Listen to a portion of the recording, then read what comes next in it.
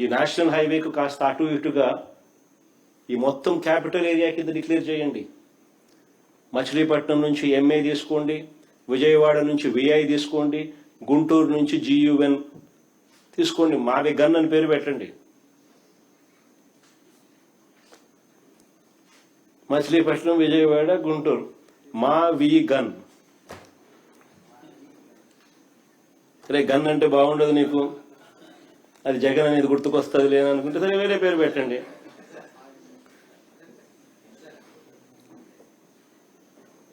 మచిలీపట్నం నుంచి ఎంఏ తీసుకోండి, విజయవాడ నుంచి విఐ తీసుకోండి, గుంటూరు నుంచి జియుఎన్ తీసుకోండి, మావి గన్ అని పెట్టండి. బ్రహ్మాండమైన 110 కిలోమీటర్లు క్యాపిటల్ ఏరియాని డిక్లేర్ చేయండి, కారిడార్ కింద క్యాపిటల్ ఏరియాని.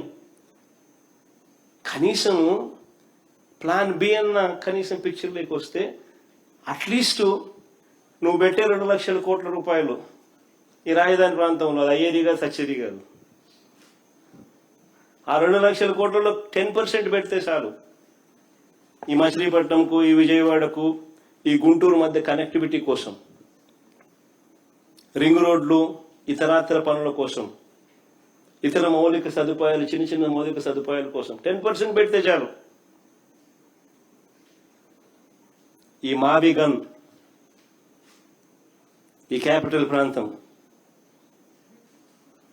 ఫ్యూచర్లో ఎకనామిక్ ఇంజిన్ అవుతుంది.